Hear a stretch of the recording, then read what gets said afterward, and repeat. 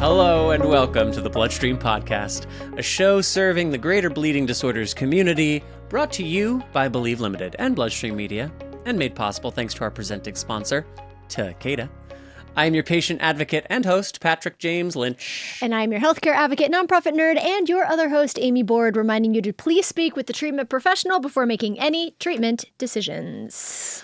On today's show, we've got some good stuff for you. HFA CEO Dan Kelsey responded to the recent organizational changes and community reaction that we've spoken about here on BloodStream. He joins Amy and I in an interview, followed by blood brother Carl Weixler, who joins us in response to talk a bit about HFA's history, mission, and his perspective on the organization's current state. Also, by the way, Happy Rare Disease Day. The last day of February is indeed the Rare Disease Day of the year, and this is our episode to recognize it. We got a segment to honor Rare Disease Day, guided by the voices from BloodStream Media. All that and more on today's episode. Welcome to BloodStream. Listeners, as always, thank you for joining us today. And if you like what you hear, which I hope you like what you hear, please subscribe. I really hope you do. All the things, subscribe, and share this episode on social media so other folks can check it out.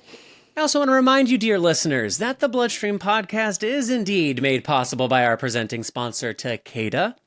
That's right, Takeda. Takeda's got this website, bleedingdisorders.com, where you can learn all about Takeda's resources for and commitment to the bleeding disorders community. Takeda believes in a world free of bleeds, Amy. Which I do as well. I do as well. Fantastic. Strong alignment.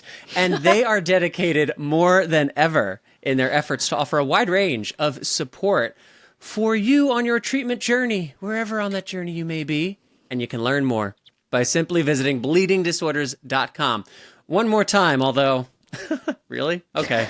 bleedingdisorders.com. And for their founding and ongoing support, I would just like to say thanks, Takeda. Thank you, Takeda! And thank you, segment sponsor Genentech, for supporting our Rare Disease Day segment. Yes. Patrick, unfortunately, I'm sleepy today. I'm sleepy. I love the candor. I feel like you're going to catch me yawning, and I'm bummed about it. So apologies in advance. Amy Board, it's still dreary winter time. It is. The Lynch, it's like Lynch family's got winter colds. I'm at home instead of being in the studio with you. You're working on low energy. Listen, it is what it is. It's late Feb, you know? I know, but this is such a stacked episode. I feel like I shouldn't be tired. Like I feel like I'm going to blow it. So just FYI. Look, the good news, listeners, is we already recorded the interviews on days where Amy's energy was flying through the roof. You're not going to believe the energy coming out of Amy in these upcoming segments that were recorded previously. So no worries. Oh, man. Good times. Good times. We've probably, Amy, at this point talked about Rare Disease Day a good 4 or 5 times. I don't remember how many Rare Disease Days you and I have been co-hosting this for now, but it's a good time every year to just kind of pause. What is Rare Disease Day? What is this community of ours? Earlier today, I was on the phone with somebody and again, kind of citing that number that 1 in 10 people has a rare disease. Each of them itself is a small population, but when you put it all together, it's 1 in 10 people, and that's just the patient. That's not thinking about the caregiver, the sibling, loved ones, and the person who I was speaking to, who's a big leader person at a rare disease pharma company, made the point, and if you consider 6 degrees of separation, we're talking about 9 out of 10 people are impacted by rare diseases, which I thought was a nice pithy way to make that larger point. So it's such a misnomer in some ways that these are rare, because yes, they are, and some of them extremely. But the totality of us affected by them, that ain't a small number. That's hardly rare. In fact, it's quite common. But indeed, this is an observance. It's the last day of February every year, which once every 4 years is February 29th. And the idea of the day is to raise awareness for rare diseases, yes, and to improve access to treatment and representation for people affected by rare diseases and their family. For our purposes here at BloodStream this year, we thought it'd be kind of neat to ask a number of our contributors from different shows that we produce across a number of rare disease communities to just share in 30 seconds or a minute what Rare Disease Day means to them. What message do they have as it relates to Rare Disease Day? So since you've gotten to hear Amy and I talk about Rare Disease Day over the years, we defer to some other folks. So you're going to hear from Dana and David, Janet, Maya, Nina Maria, Tamra, and Josh on what Rare Disease Day means to them in just a moment. This next segment is brought to you by Genentech. Being the caretaker of someone with hemophilia can be hard, but know that you are not alone. Genentech has several resources for navigating hemophilia, including stories from other members in the community. In the words of Miranda, a mother of twin boys with hemophilia, since connecting with other hemophilia families and educating ourselves has been so helpful, we made a point of getting involved with the larger community and attended conferences whenever we could. To hear more about Miranda. I know, right? To hear more about Miranda and others in the hemophilia community, please visit www.thecommunityhelps.com. And now for the Rare Disease Day segment. My name is Maya Bloomberg, and I'm a hematology nurse practitioner specializing in bleeding disorders and sickle cell. Rare Disease Day is a crucial moment to raise awareness about conditions that affect only a small percentage of the population, including hemophilia and sickle cell disease. I want the world to know that while these diseases might be rare, the impact on the individual and really the entire family is profound. These disorders bring unique challenges, from finding specialized providers to navigating treatment accessibility and affordability to just coping with the emotional toll of a rare diagnosis. These individuals often face misconceptions and lack of awareness, making advocacy and education critical. By joining forces on Rare Disease Day, we not only raise awareness, but we also stand as a community that understands the intricacies of these disorders and get one step closer to an equitable future. Hi, my name is David, and I'm a polycythemia vera PV warrior. PV is a rare blood cancer. To me, living with a rare disease is not just a medical journey, it's a testament to resilience and the power of community. Rare Disease Day, for me, is more than just a date on the calendar. It's a beacon of hope and solidarity. It's a day when our voices, which are often lost in the vast sea of mainstream health issues, rise and converge into a powerful chorus. My name is Josh. I'm the co-host of the PNH podcast and the PV podcast, Stories from the Marrow, and I hosted the Let's Talk Mental Health segment on the BloodStream podcast for the past 2 years. My disability, I'm not even sure it qualifies as a disability. It's called aphantasia. It's only recently become something that is studied by scientists, and it's an inability to visualize with my brain. So when I think and when I imagine, I don't see images. That only happens when I'm asleep and I'm dreaming. Rare Disease Day is so important. It's an opportunity for the world to see the diversity of people who are living with various disease states. Hi, my name is Tamra Scriver, and I'm a person affected with PK deficiency. I also work with a nonprofit that supports people with PKD. I am super excited about Rare Disease Day. I think it is a time to celebrate all of the progress that we've made in the rare disease world. And it's a time to take us out of the shadows and put us into the spotlight for all of the progress that we've made and to make us mainstream. My name is Nina Maria, and I have beta thalassemia major. To me, Rare Disease Day means recognition. It means being seen. It means bringing much needed awareness to the community. My name is Dana, and I have polycythemia vera. To me, Rare Disease Day means ownership and personal empowerment over my chronic blood disorder. Rare Disease Day enables myself and others to help educate the broader community so more research can be made to hopefully one day find a cure for polycythemia vera and other blood disorders under the classification of an MPN. My name is Janet, and as the Executive Director of CHESS Foundation, my connection to the community is personal as a mom and sibling with a long family history of severe hemophilia A with complications. To me, Rare Disease Day means taking a moment to honor the sacrifices and challenges our community has faced, to celebrate the advancements in care for those with hemophilia A and B, and hopeful for equitable expansion of access, diagnosis, care, and treatment for those with the potential to menstruate and all coagulation disorders. Again, thank you, Josh, Tamara, Nina Maria, Janet, Maya, Dana, and David for your contributions. I also want to make it known that Dr. Mike Callahan from the Cheat Codes Sickle Cell podcast, Famous he also Dr. responded, Mike. Dr. Mike. and this is going to add to the litany of reasons he is indeed the famous Dr. Mike. I asked him, hey, would you like to contribute anything? And here's what Dr. Mike's text-only contribution was. And he responded to the question, what do you want the world to know about you, with the following: I am not so important that the world needs to know about me, but I'd be glad to discuss exciting advances for bleeding disorders and hemoglobinopathies. Dr. Mike, ladies and gentlemen. Dr. He's Mike. there for all your bleeding disorders and hemoglobinopathies. Update, just God willing, don't once every 5 years ask him a personal question, I love or that he dude. will demur. But anyway, last rare disease point, and then we'll get to our stuff with Dan Kelsey and all things HFA, Amy Board. As you do know, Amy Board, but you listeners do not. I'm actually headed to D.C.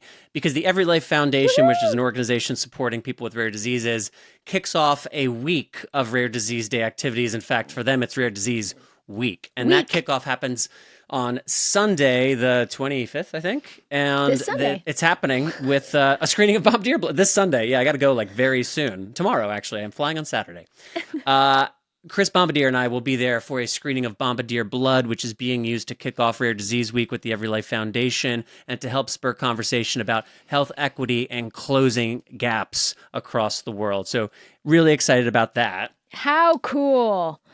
And I want to highlight, we'll throw it in the program notes, we won't belabor it now, but the Every Life Foundation has organized a few legislative asks that will be their priorities for Rare Disease Day during their congressional work in D.C. next week. If you're interested to know about these legislative acts, there are 3 bills and a request to develop a rare disease congressional caucus. You can take a look at the notes, the link in the program notes from the Every Life Foundation on legislative asks related to Rare Disease Day 2024. And with that, I hope you have a great Rare Disease Day 2024. We will now move on. We, Amy Board, talked to Dan on a day you had more energy, and we're feeling really, really good. And had a good conversation about, as we talked to, recently about the shakeup at HFA. And is there anything that you want to share with the listeners before we just dive into that discussion? No, I just, am more and more aware as this has continued to go on that this is such a beloved institution of our community.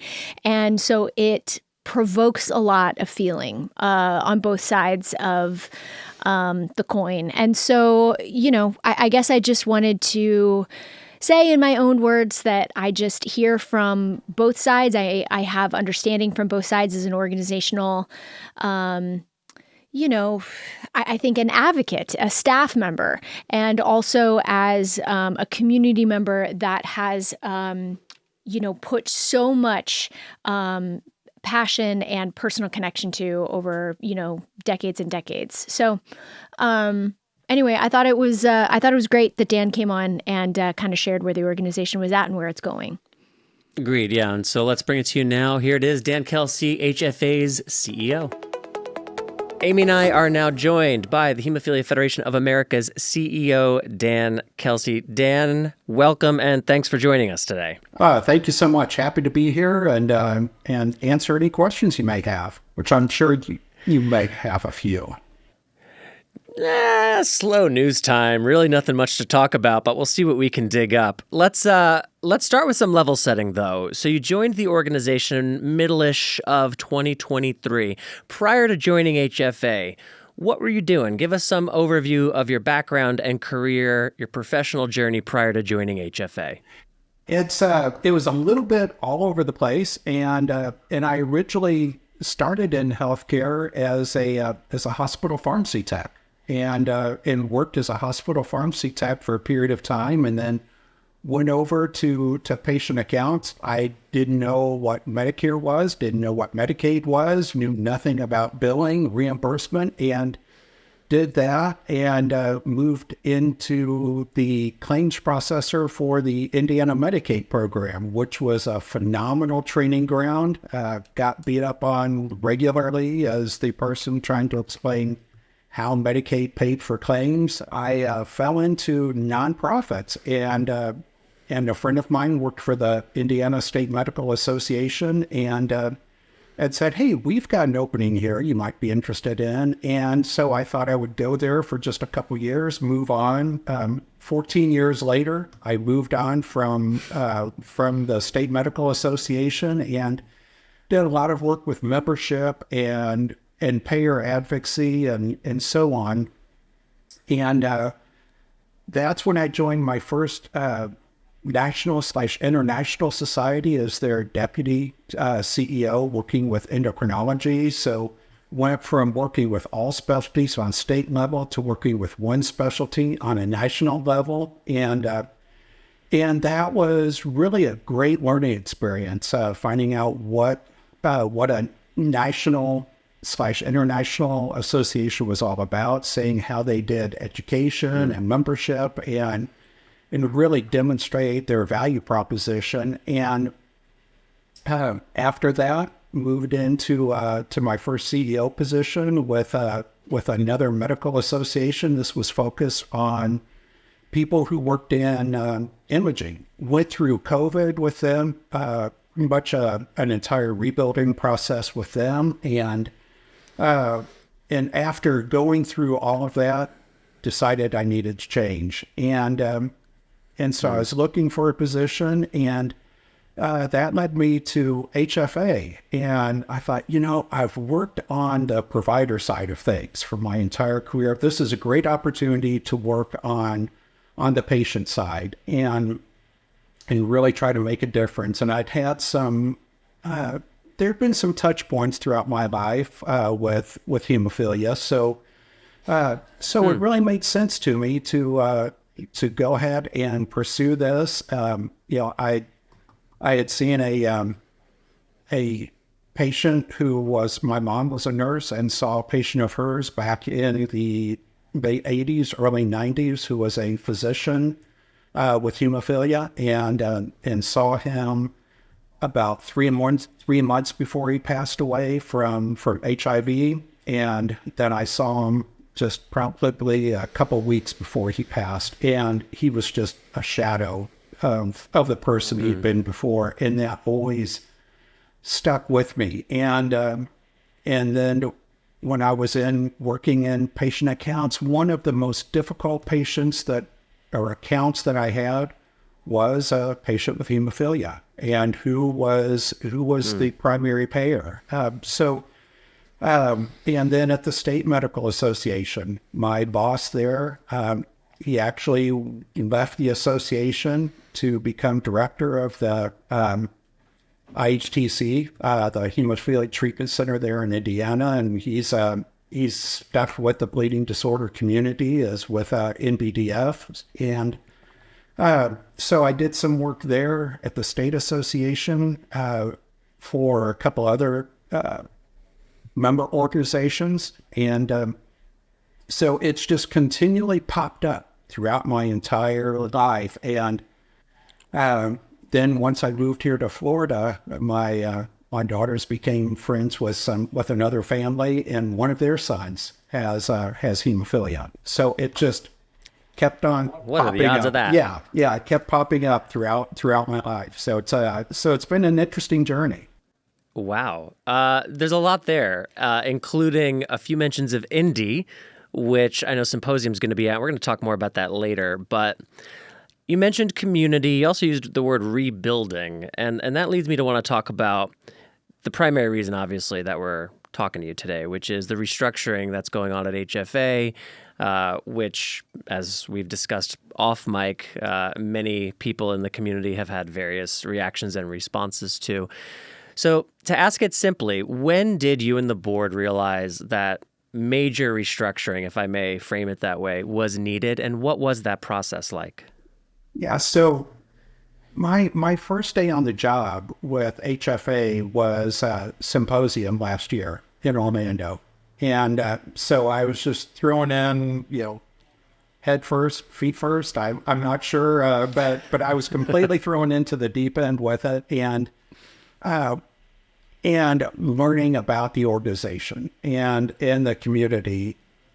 Then one of the things that I had to continually work on was just getting some clarification around where we were financially, and really trying to get some clear insight into our different revenue sources because of the changes in leadership that HFA had experienced, and the resulting changes at accounting firms and so on. I never thought there was anything illegal or happening that was incorrect. It was just the classification of revenue, and trying to really understand what was happening, what was expected, what was coming in, and so on. So I finally began to get a handle on that, I would say, at the end of third quarter of last year. And that set me up to start work on the budget. And as I was working through the budget and doing some projections for 24, that's when it became apparent that the board was going to have to make some difficult decisions, whether that was to accept a extremely large deficit for the budget, which I've never presented before to a board, or if they wanted to make some other adjustments. And so what happened was I presented the board with the initial budget based on everything that we had in place. And that deficit would have been about $1.8 million for 2024. And this was on top of we're looking at a loss of about $1.2 million for 2023. And so the board said, no, we can't do a $1.8 million deficit budget. Back to the drawing board. So I went back to the drawing board, and they agreed to make some cuts to a couple of different areas. And I was able to get it down to about around $800,000. And the board said, no, we still can't pass this on to the next board. We can't. They made a really, really tough decision of trying to set a budget that was acceptable, and they asked me to go back again. And I said the only areas I have left to make reductions are in staffing.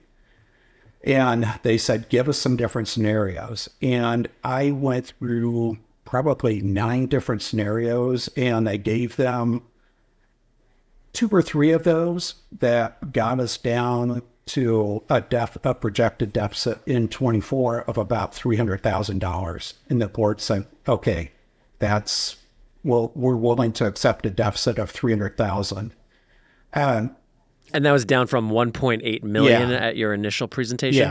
Yeah, 1.8 million. So, it was tough. I mean, I never, ever wanted to do that, nor do I ever want to do that again, because I've been part of a downsizing / right sizing, whatever you want to refer to it as, and it's horrible. It is not fun for anyone. There's guilt from the people who are left behind, who are still there. And, then of course, for when it happened to me, I was the sole breadwinner and had a family to support. And just the panic that you have about trying to find a job, I get it. I completely understand it. So yeah, that's really where we were with trying to make the reductions. And then, unfortunately, after we made the reductions, the day after we let staff go, I had another staff member then submit their resignation. And then a couple weeks later, another one. I think right now, we've got a solid group in place. And so I think we're in as good of a place as we can be at this point. Fair enough, and appreciate, as you said, that it was a process, an iterative and thoughtful process where a lot of options were presented, and ultimately something that wasn't fun or easy for anyone. And I think it's helpful to hear that thoroughly explained as you just did. Amy, I have something that I want to move on to, but I want to give you a chance to ask any questions that you may have at this point. I wanted to ask a little bit about some of the programs that are so unique to HFA. I think one of the fears that I felt seeing this staff reduction was what's going to happen to Blood Brotherhood, Blood Sisterhood, some of these very unique, special programs that have really found their footing in the community through HFA. And I just wanted to hear a little bit about your vision for some of those things for the community. Yeah, so with Blood Brotherhood, Blood Sisterhood, those are on hold at this time. And there were some rumors that got out where it was like, oh, well, you let these people go. We're heading up these programs. And so unfortunately, that rumor got out, and that's all it is a rumor. There was never any intent to shut down Blood Brotherhood, Blood Sisterhood, Sangre Latina, or any of the other programs. I know how important those are to the community and for people to be able to connect and network. What we are trying to do, not only with those, but with other programs as well, is really looking at how can they be improved? How can they be delivered differently? So it really makes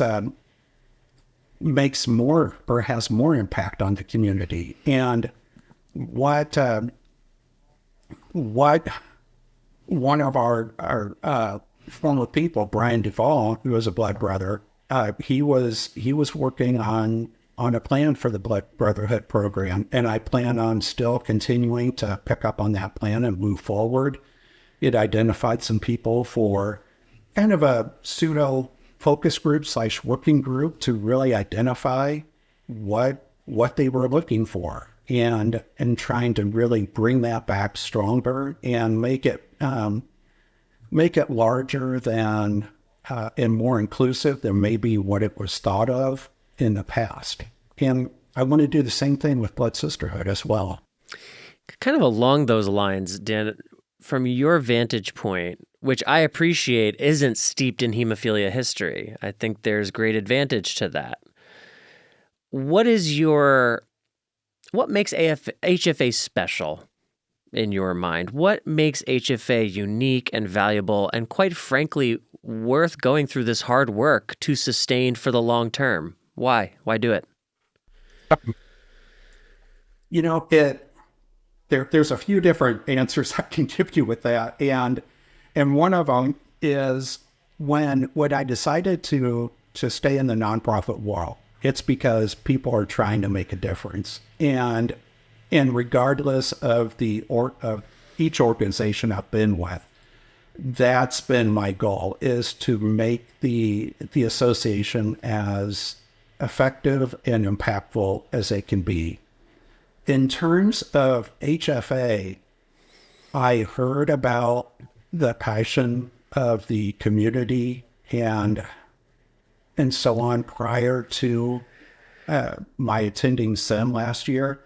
And then while I was at SEM, I could just kind of feel like these tentacles, kind of reaching out, grabbing me and, getting its hooks into me or whatever. And what makes HFA so unique and challenging is the passion of the community members. I mean, it's awesome. There is such passion from the community. But that also presents challenges as well.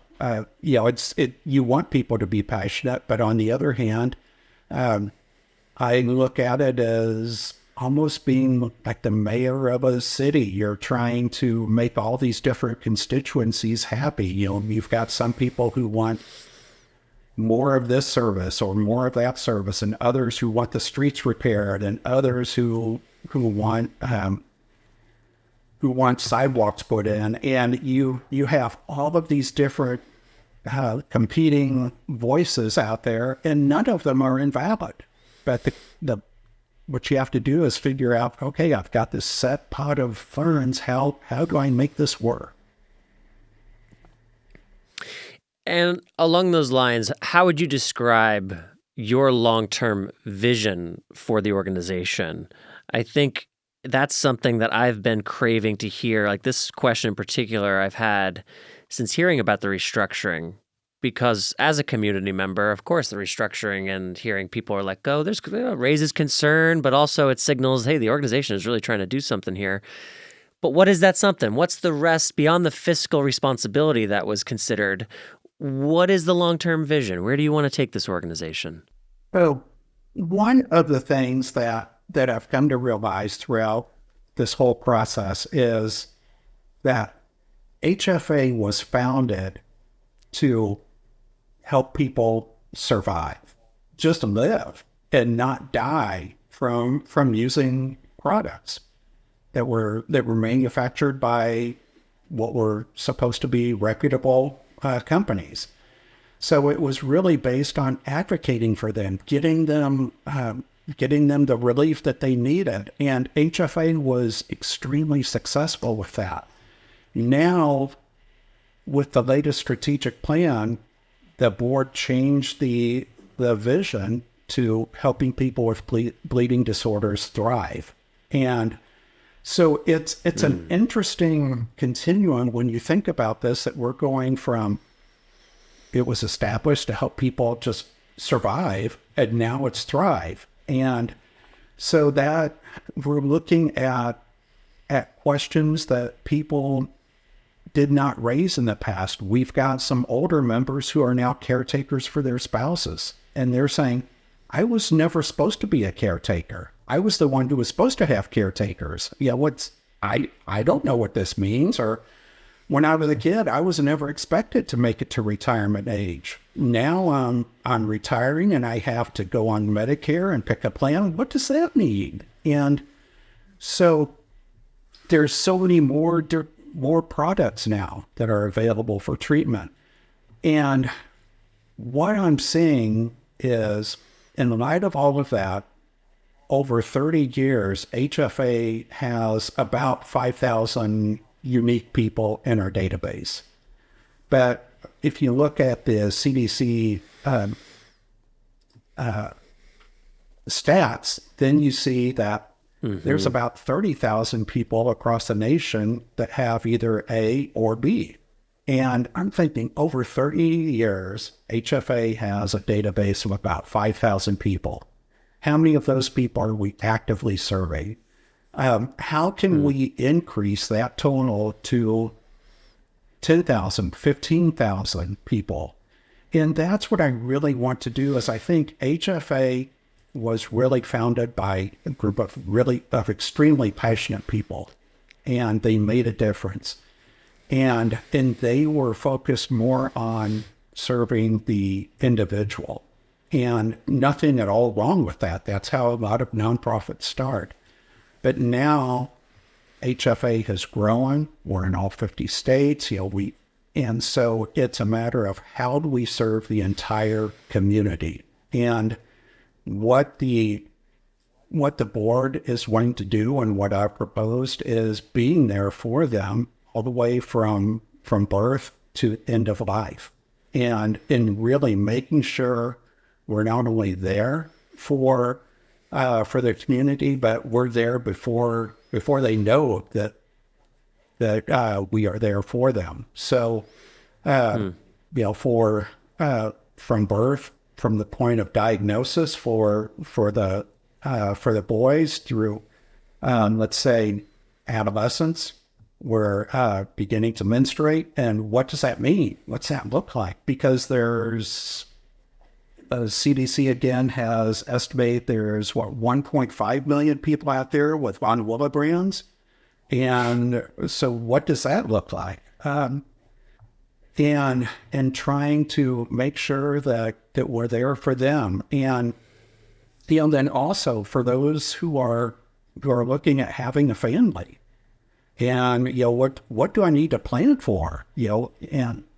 And what does life look like for me as a parent now? So there's all of these stages of life that we need to be there for people. And I want us to be able to have the infrastructure to be there in advance so that if we know that, okay, somebody has attended SIM and maybe they were a new parent and maybe it's 10, 12 years later and they've got kids. Well, there's, if they have daughters, and being a dad of daughters, I can relate that there are things that happen. So how can we be there for the parents and help them to be prepared for those things that happen?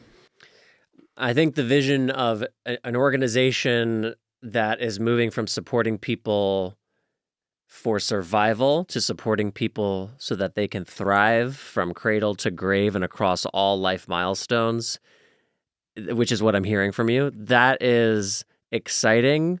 And as a community member, it also feels right in line with the spirit of HFA, because SIM last year was the first one I missed in 13, 14 years. And I participate in other HFA activities around the calendar year.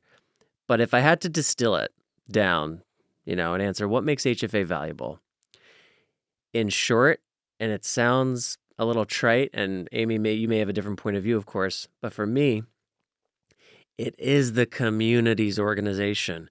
It's where I go to feel. You used the analogy of the mayor earlier, and I think it's very appropriate, because when I'm at symposium, I kind of feel like we're at the town square, and the baker's over here, and the other person the mechanic's over there, and the guy I want to talk to about ankle surgery is over here, and the person I want to ask a question to about how they're working with their mild daughter's over there.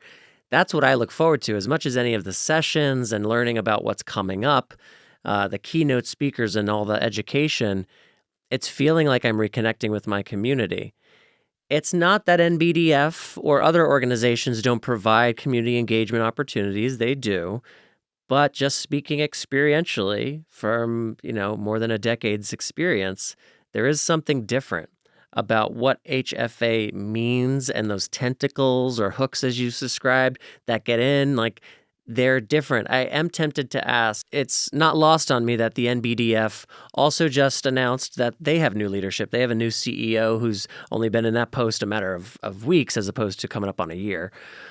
Have you, I don't imagine you would have, but I'll not assume, have you had a chance to speak with Phil? Have you connected with NBDF leadership around this new leader coming in? Anything there to share?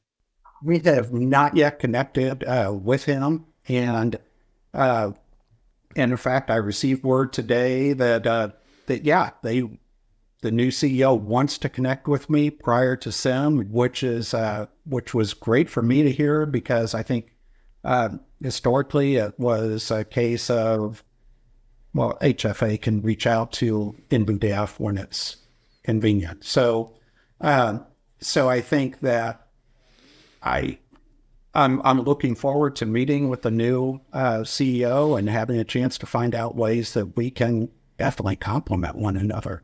That's great to hear. Again, and Amy, I'm sure you can speak to this too from the advocacy side of things, and just from being, a piece of the furniture in this community for long enough now. The historic relationship between HFA and NBDF, in my experience anyway, has always left me wanting more opportunities to do more together, to help each other on joint initiatives. So I'm encouraged to hear that perhaps on both sides there's a little more willingness to explore that than there has been historically. And I will say over the past, I would say 10 years, the two organizations have worked really well with public policy and advocacy issues. There's strong communication between those two departments. So to further, continue kind of our, our presence on the Hill, especially when some of these big, things that are affecting our community are coming up, that will just continue to thrive. So I'm excited about that.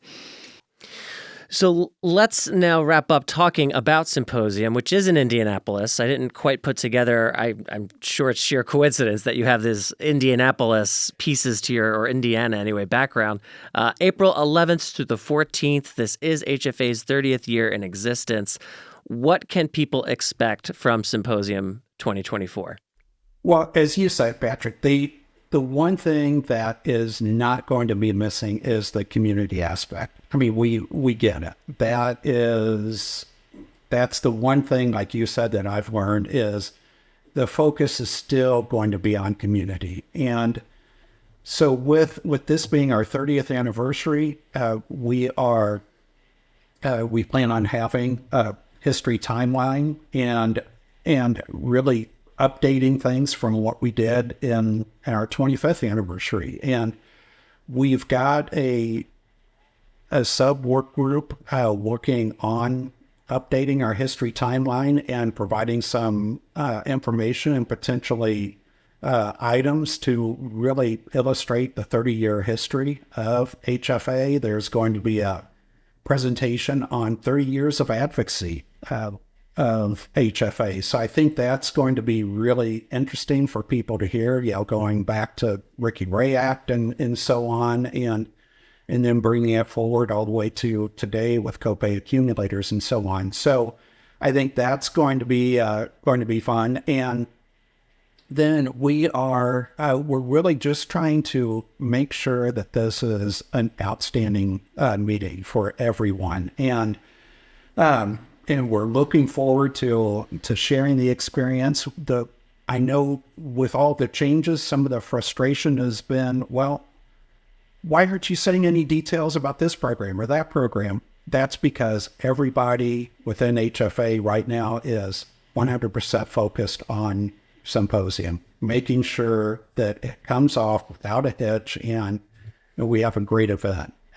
So I am looking forward to it. I think it's going to be a great meeting, and plus we've got this producer who's going to have this movie premiere there that I've heard about, and so really looking forward to that. I've watched the trailer for On the Shoulders of Giants, and I think it's at least from the trailer, it looks like it's going to be an excellent movie to watch. It will be, and Amy's put in a tremendous amount of work on that. And I will say, and listeners have heard me say this before, so I'll try to be quick about it, but this project came about directly from HFA Symposium. In fact, it was leaving a symposium session 2 or 3 years ago that Jane Smith at Santa Fe, and a longtime community member whose father had hemophilia, whose adult son has hemophilia, she and I leaving a Lest We Forget Remembrance ceremony, wiping away our tears, saying, yet again, we have to do something meaningful that really captures and elevates the stories of this generation before we lose all the storytellers from that generation. And it was at that day we decided, okay, no more we have tos. We're leaving this meeting. And this is part of the benefit of Symposium, right? We're leaving this meeting committed to figuring it out. And here we are 2 years later, and now we get to bring it to Symposium. And I think it's going to be, I will be surprised if it's not one of the things people leave Symposium talking about. I'll put it like that. So thank you for the opportunity for us to bring this there, because that is where it belongs. It is where it belongs, for sure. Great. And I am, like I said, I'm looking forward to it. And just based on the trailer, I think it's going to give people a new perspective on things. So looking forward to it, definitely. Well, Dan, so appreciate your time and your willingness to come on and talk to us about what's going on and Symposium. And please, going forward, consider us an ally, a partner. If there are things HFA wants to make sure reach as many community members as possible or want reinforced in a certain way, BloodStream is here to serve the community, so we're on the same team in that regard. We'll certainly reach out when we think appropriate to do so, but never hesitate, you or your staff, to reach out to Amy or I or Keith, and we'll set up time to discuss whatever it is we got to discuss. All right. Sounds great. Appreciate it. Thank you. Thank you, Dan. And Amy and I are going to speak now to Carl Weixler. But just before we get into that reaction from Carl, as you heard us speak about with Dan, On the Shoulders of Giants, Believe Limited's film showcasing this incredible contingent of the bleeding disorders community and the unbelievable life experiences that they have had. That film premieres on Thursday, April 11th at 2:45 p.m. as part of Hemophilia Federation of America's symposium taking place in Indianapolis, Indiana. If you would like more information, if you would like to register and attend, you can visit hemophiliafed.org. We will also make sure there is a link in the program notes. And now, on to the reaction with Carl Weixler. All right, Amy and I are joined by blood brother Carl Weixler. Carl, always a pleasure. Thanks for doing this. Good to see you. Great to see you all, and thank you for asking. Yeah, of course. Well, it's been an interesting, newsworthy time, of course, and we want to talk to you about current events.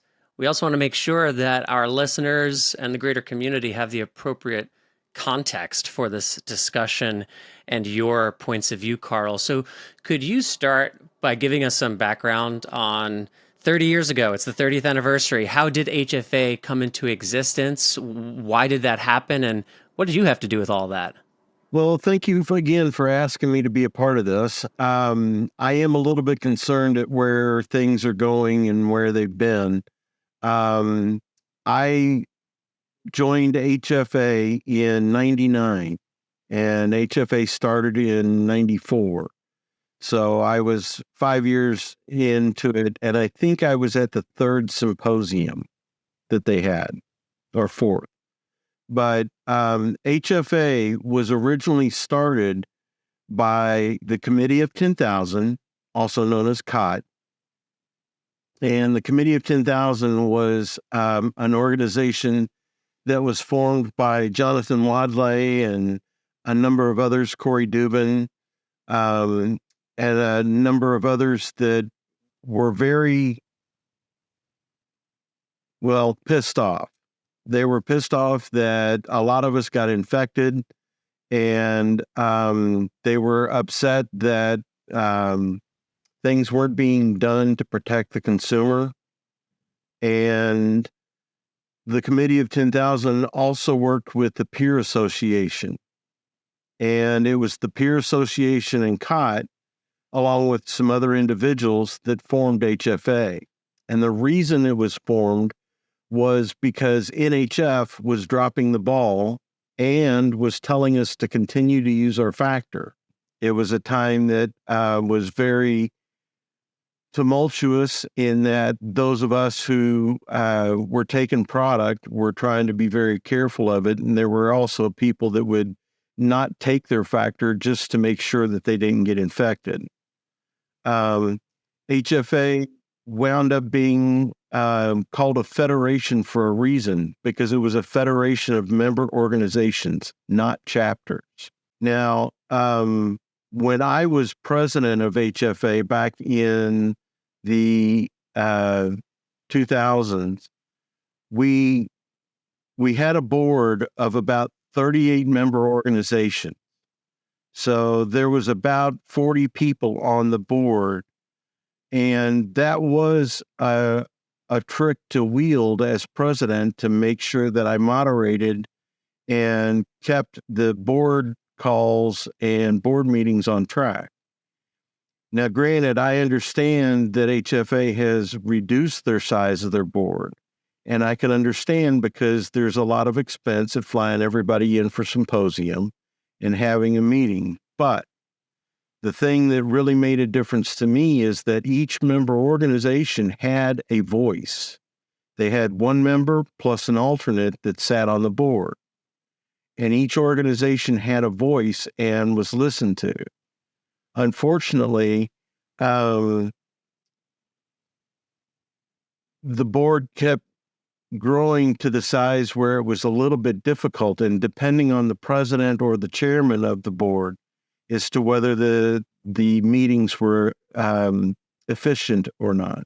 HFA for the longest time would not accept manufacturers' money. In fact, we didn't take manufacturers' money until close to 2007.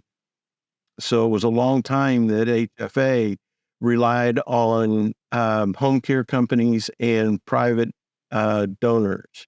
HFA decided to stay that way for the longest time until we couldn't afford to not take manufacturers' money, and that's when the change came into play. Now, things are a little bit different now in that they've changed the board to be very small, and I can understand that. It's about 15 people, I believe, and I can understand that's a much easier group to deal with. But the problem with it is, for me, is that the member organization lost their vote. So, NHF has relabeled themselves as NBDF, and HFA has done something that I think is very concerning. When you let go a lot of staff all of a sudden, and you say that there's budget deficits of, astronomical amounts, it's kind of funny. The budget when I was president was about $300,000 for the year. And we did Blood Brotherhood, Blood Sisterhood, Dads in Action, and Helping Hands, all on $300,000 plus having a symposium. And granted, times were different. It was a little bit cheaper to do things back then, but at economies of scale, we did more with less than any other organization I think I've ever been a part of. Now, HFA has always been the consumer-friendly family reunion type of meetings. And what I also liked was that HFA took and ran with an idea that two blood brothers had of getting all of us blood brothers together, and Susan Swindle ran with it and got the CDC grant for Blood Brotherhood. So a lot of kudos to Susan Swindle. Now, with what has happened, has got me a little bit concerned that they have put on hold the Blood Brotherhood and Blood Sisterhood. And that makes me want to ask the question, what does on hold mean? Is that like in the old days when you had tech support that you could call and actually get somebody that helped you, but you stayed on terminal hold until, somebody picked up the phone? Are we on terminal hold right now? Are we just waiting? What's the deal? So my concern is that HFA may have already made a critical error and may not be viable to come back, but I don't want to believe that. I believe that HFA is viable, that it can come back, that it can be stronger than it was before, but only under one condition, and that is to take off merging with NBDF off the table. And the only reason I say that is because HFA should never be a part of NBDF. If we take that off the table, Carl, and based on what you heard from Dan, what do you think is HFA's best path to a sustainable, community-oriented future, given where it is right now? One, I would like to look at the budget, because it's all based on money right now. I mean, all the employee cuts were based on money, and taking services off of the table is all based on money. I'd like to see where the budget is. And I do understand that the revenue stream is drying up. I do understand that it's gotten harder to make the revenue stream consistent.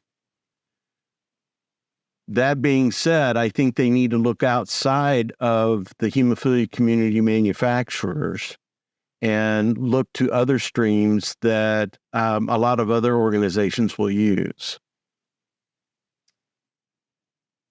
I guess my concern is with Dan and what I listened to on your podcast.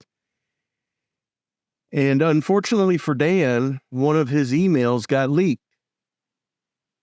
And in his email that I read, it was kind of discouraging to read the email. It made me feel, in one part, he was quoting statistics of how many people with hemophilia and von Willebrand's there are, and how many people that are over the age of 50 with hemophilia.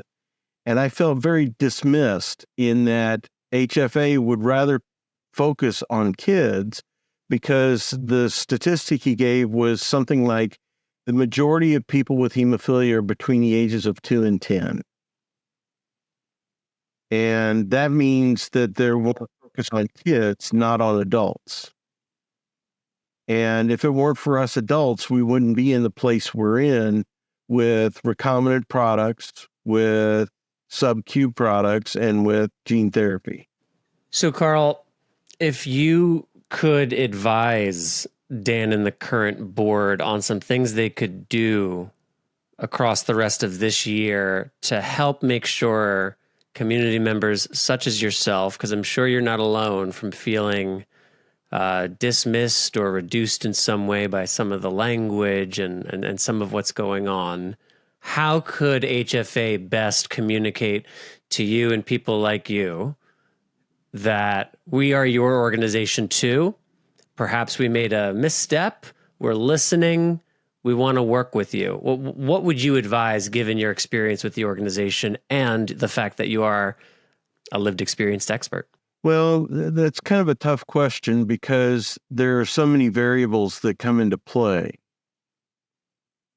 My first advice would be to reinstate blood brotherhood and blood sisterhood, because that's where the community's heart really is. And two of the programs that I believe have made probably the biggest impact in the lives of community members because of just the exchange that happens between brothers and sisters. Now, granted, I would love to see Dads in Action come back as well. And then there's also a mom's group that we had at one point that I would love to see come back. But I think going back to the basics, like Helping Hands, I'm a little concerned that Helping Hands has been put on hold, because my understanding is there was an endowment that was given for Helping Hands that could not be touched. And I don't know, has that endowment been touched? Why is Helping Hands on hold if there is an endowment? So I have, he said something in his email about transparency. And I think that the transparency has not been there. I think it's gotten kind of overshadowed with innuendo and rumors, and there's not been a forthcoming with how the organization has been run. An annual report would be great to see, but that hasn't happened. Carl, are you planning to attend symposium? I am trying to make it to where I can come up for at least part of it. Unfortunately, I don't have a lot of vacation time. I no longer work in industry, so I work a real job. So symposium isn't a work event for you anymore, huh? No, it's not, unfortunately. I am going to try to make it, but I don't know right now if I am or not. Well, I certainly, and I think I speak for Amy as well, appreciate the candor and level setting that you provide in this discussion.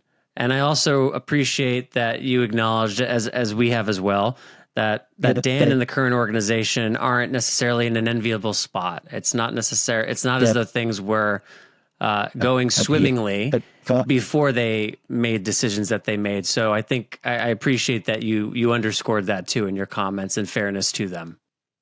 Yeah, it's not an easy job. I mean, I've been there and done that. And when Susan and I were the pair, because Susan was executive director when I was president, and she had really a tough job.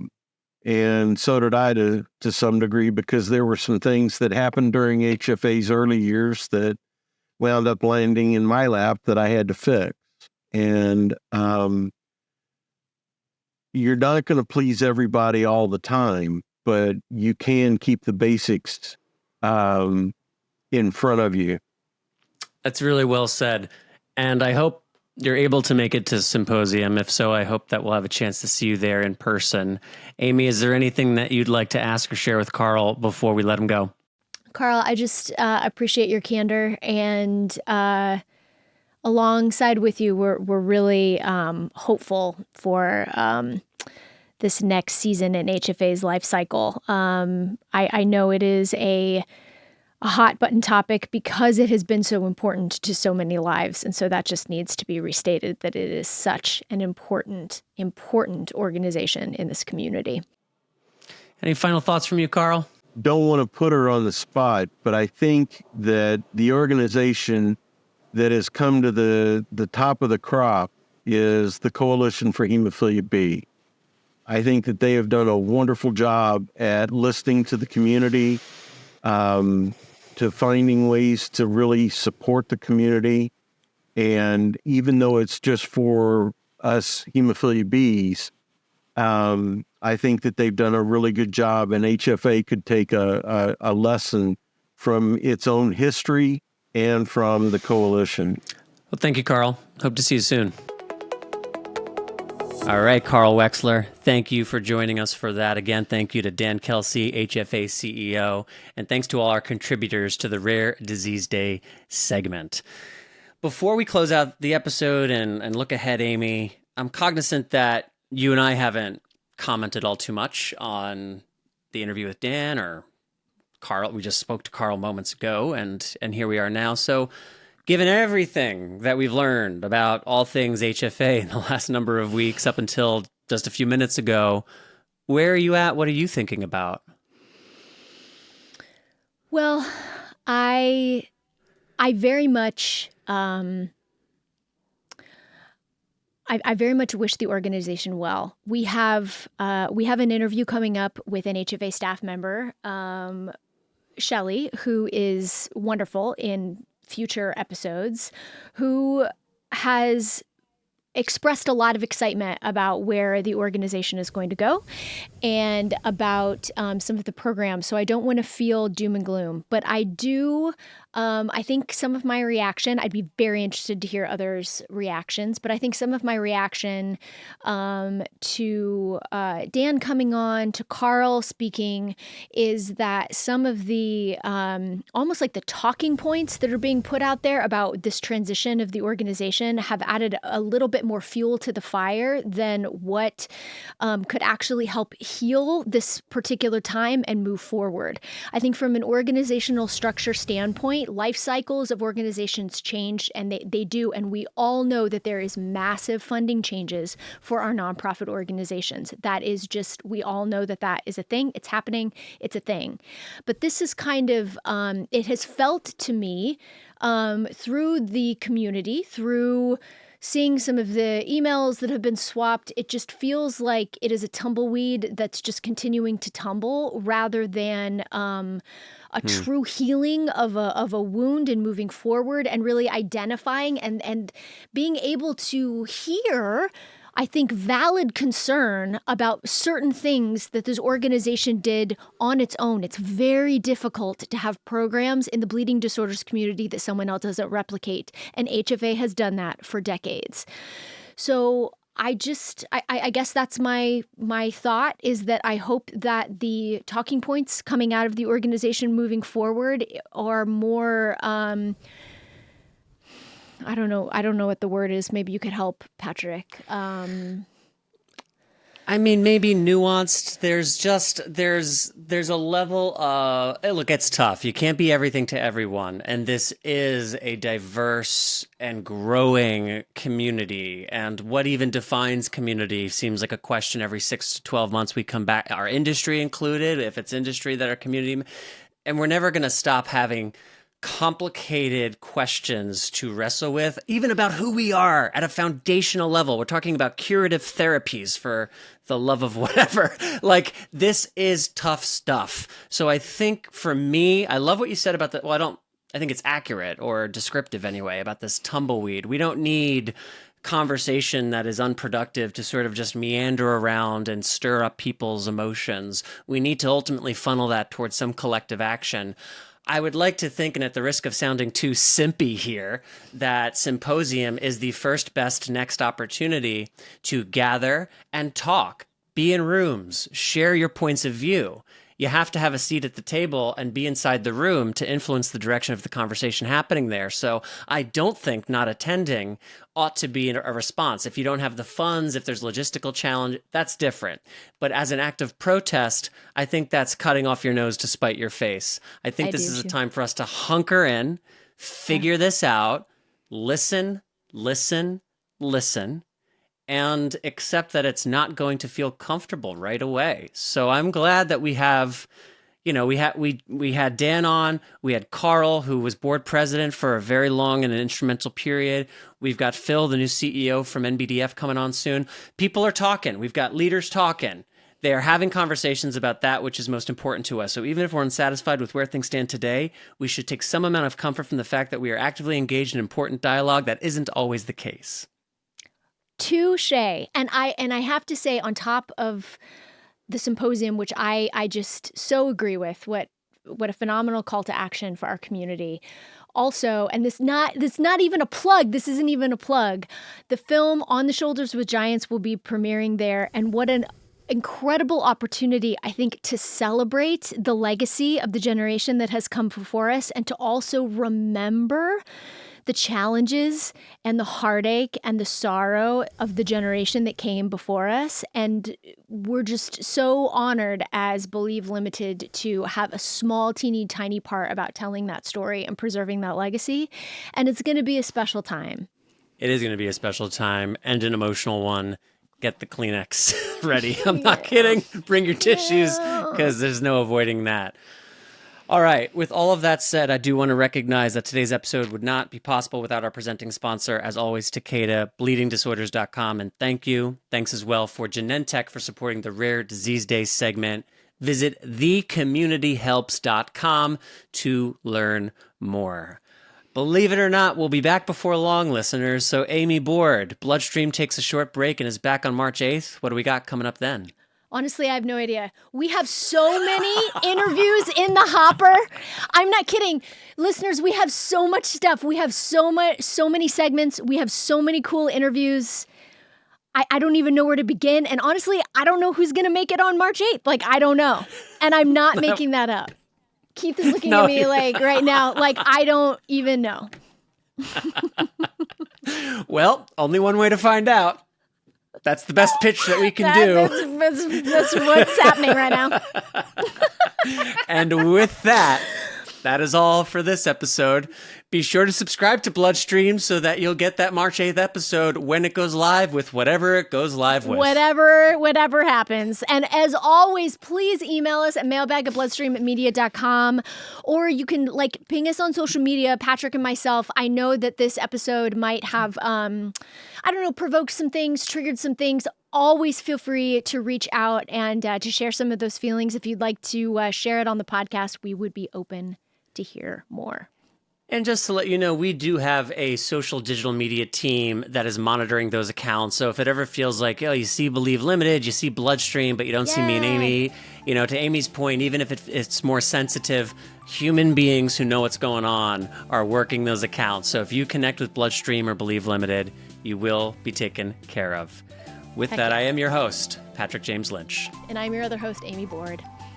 And until next time, happy Rare Disease Day, happy Zebra Day, take self-care of yourself, and bye, everybody. Bye-bye, everybody.